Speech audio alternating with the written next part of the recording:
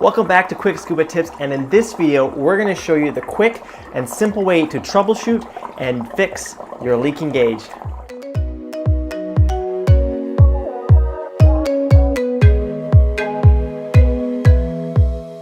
How's it going, dive buddies? It is Kyle here, and we are back with another quick scuba tip. And today's tip is a quick, simple one.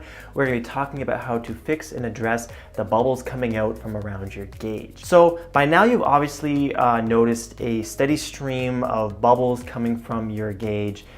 During maybe a dive, you noticed this. You went to check your air consumption and your how much air was left in your tank, and you noticed a little steady stream of bubbles coming from around your gauge area. But we need to understand and figure out exactly where they're coming from. So some of you might actually have some sort of gauge boot surrounding the gauge for protection, or to hold a computer or your depth gauge or a compass, and that is okay, but that sometimes makes it look like the bubbles are coming from actually the gauge. So they're coming in from around the glass maybe, or around from one of the seams of the gauge. So in order to verify that the leak or the bubbles are coming from the connection of the hose to the gauge, we need to remove the boot. And how you remove the gauge boot is dependent on what kind of console or gauge setup you have. So some of you might have plastic units that will have screws on the back that you need to remove first before you can get access to the gauge. Others will have softer rubber that you can just simply push the gauge out of, like so, and the gauge will come out, and then you can get access to the gauge that way. And others will have a harder, maybe an older rubber that's gone stiff on you, and just simply popping it out is no longer an option. So the solution for that is just run the gauge under some warm water over top of the gauge boot, and that will soften up the rubber, and you'll be able to pop the gauge out that way. So once we have the gauge out of the console or out of its protective boot, we can assess and see what's actually happening. And sure enough, with this particular gauge, the bubbles are coming out from the connection where the hose meets the gauge. Now, once we've got the gauge out of the gauge boot, we're going to reach into our toolkit and we're going to pull out two adjustable wrenches. Now, the gauge should not be reefed on the hose, so this should be a very easy process to do.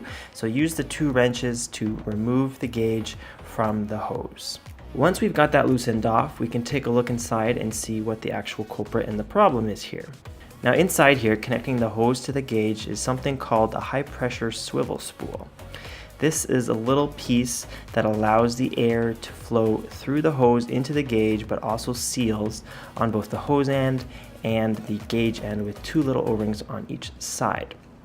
These O-rings can sometimes dry up like any other O-ring and become flaky or feather off and cause air to sneak by, causing a leak. And that is most likely the problem here. Now, there are two little solutions here we can do. If you happen to have the tiny O-rings for the high pressure swivel, you can bust them out of your Save a Dive kit, pop them on, and put the swivel back in.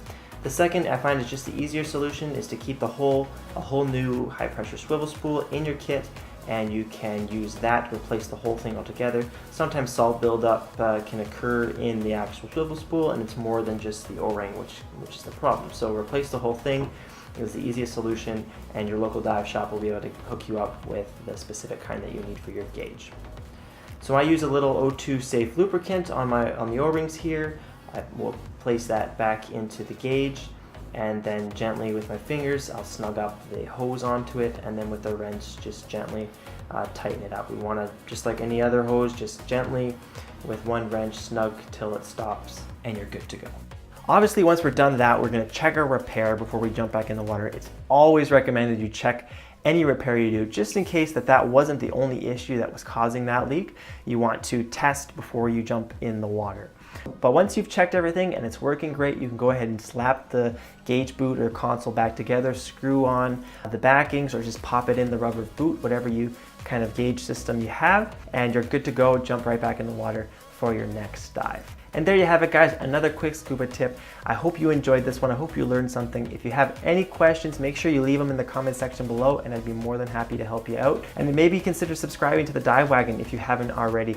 I'm loving our little scuba community on here, and I'm loving hanging out with you guys and sharing these quick scuba tips with you. We'll see you next time, and happy diving.